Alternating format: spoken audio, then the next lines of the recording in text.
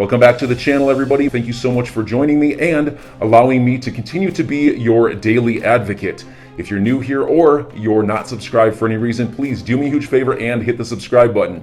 Thank you to all of you who have been watching and following me for so long. It truly means a lot, and I'm glad that I can be this person. So I wanted to start this video off and address something that I think is really important. Crypto Twitter is in the dumps right now.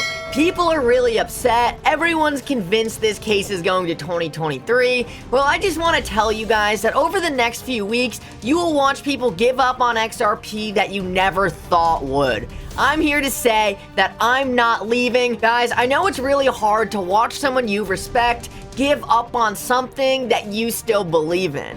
I just want to let you guys know that just because people are upset, people are complaining on Twitter, it doesn't change the fundamentals of XRP. It's so important that you're able to look past all this noise, all this drama, and realize that in a couple years from now, this is going to be looked back on as the buying opportunity of a lifetime. And that's not to say that things can't get worse, things can't still get ugly, but it's so important to realize that we are dealing with a lawsuit that doesn't even make any sense. Ripple has always been on the right side of the law. XRP has never been a security. And if it takes us a little longer to get to this clarity, it really doesn't matter. Because at the end of the day, we are on the right side of this, and XRP is gonna win out.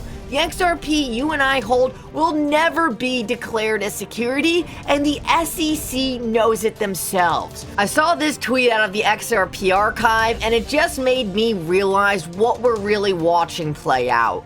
We are watching a shift in the dynamics of what a global reserve currency really is. The old ways of having a fiat reserve are gonna be gone. We need traceable digital money that can be transacted instantaneously, and the fact of the matter is that XRP is perfectly positioned to become this asset.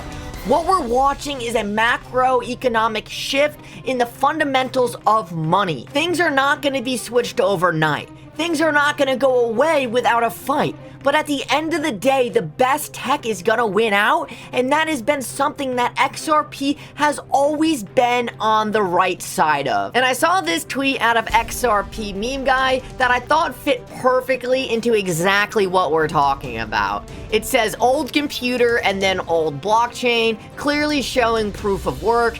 Guys, proof of work is great. Bitcoin is great. It solves so many different things, but it's not the technology that's gonna lead us into the future. It's gonna stick around, it's gonna have its place, but it doesn't make sense for us to use this old, outdated, energy-intensive consensus method when there's better alternatives out there. That is why you see Bitcoin maxis get so defensive and so upset when someone trashes Bitcoin. It's because they understand this issue too.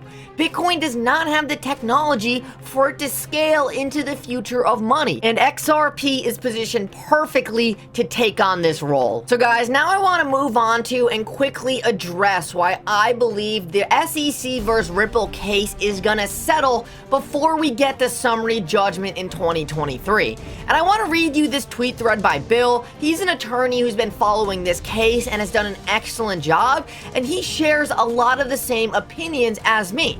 I have done two very in-depth videos over the last 2 days on why I do not believe the SEC is gonna want to go to summary judgment. But I want to show you what Bill has to say, because I think as an attorney, it's very important to see how he sees things playing out going forward. And don't worry, I'm going to break it down afterwards and make it really easy to understand for you guys. He said there is a good deal of comment over the last few days that the scheduling the parties agreed to, which will push the matter into 2023 and means there will not be a settlement. In terms of settlement dynamics, I do not see why that is so. Nothing has happened in the last week that invalidates the view I expressed a week ago that this is a good time for settlement discussions, especially for the SEC.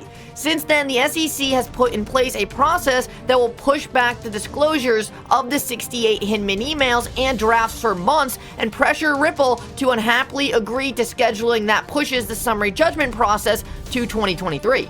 The SEC has bought time and can settle without being under serious time pressure to do a deal. It has played the delay card. Ripple continues to suffer commercially from delays. Ripple cannot end this matter this year absent settlement. Its hand will be significantly weakened if ultimately it does not obtain the 68 emails and drafts, and it may not know for sure despite the speculation of what is within many of those documents. On the other hand, time and delay is not a great weapon for the plaintiff. It points to a lack of confidence by the SEC in its prospects. The SEC may face time pressure too, but from outside the case. The executive order was not big on the SEC's role in crypto, and not so long ago it revealed that the SEC is dealing with the CFTC, which shows the SEC cannot grab all of the crypto space and reflects there is a political struggle over what is a commodity and what is a security and where the SEC's reach ends. The last thing Gensler needs is to lose this case. And the risk to the SEC of a presidential impact of an adverse judgment on Ripple's fair notice defense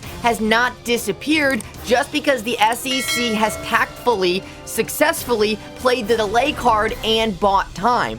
For these reasons, I consider now is a good time for the SEC to engage in serious settlement negotiations. I am not guessing when a settlement may be reached, but the view that the matter will not be settled before summary judgment motions are decided is respectfully not one I share. So Bill lays it down here in a way that I think makes a ton of sense.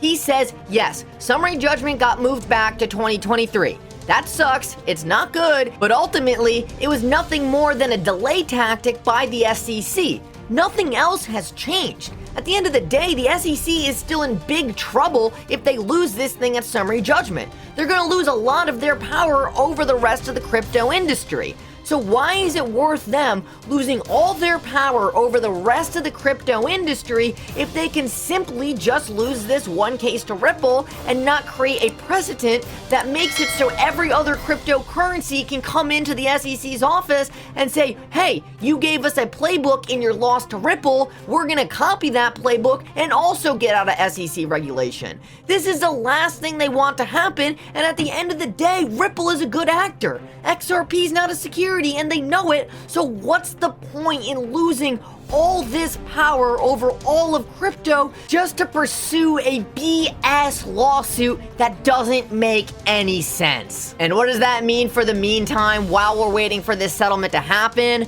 Just more time to load up on XRP. We can't control when this thing's gonna end. We can't control when XRP is gonna get the clarity, but we know two things. We know that it will happen eventually, and we know when it does, XRP is gonna reach the value that it should be valued at in the market today, and that is significantly higher than where it's trading right now. Last of all, guys, I wanted to quickly cover this because Jason Foster and the Empower organization are doing excellent work at hitting the SEC from their blind side, coming at the SEC from somewhere I don't think they expected to be attacked from. Jason Foster is going after the SEC for acts of corruption relating to the Ethereum free pass, and I believe this is gonna put a ton of pressure on the SEC. So in the beginning, I didn't know how much this was gonna amount to, but it looks like Jason Foster is looking to take prisoners. He is going all out, and when I saw the list of names he's asking the SEC to provide to him, I could not believe it. Here's the list, and I'm not going to read through every single person, but we see people like Joseph Lubin, Nancy Wotas, and a whole bunch of other people who are heavily involved in the Ethereum free pass. Mark Andreessen. All these different people, pretty much every single person who was working in the crypto industry connected to the government and the SEC when essentially Ethereum got their foot through the door. There is no question in my mind that James Foster wants to know it all, and the SEC is shaking in their boots because they don't want to give this out. So enjoy your day, everybody. I'm always here for you. Leave any comments or questions below, and be sure to subscribe. But thanks, everybody. I really appreciate you. Enjoy your day, and I always have your back. So thanks so much, everybody.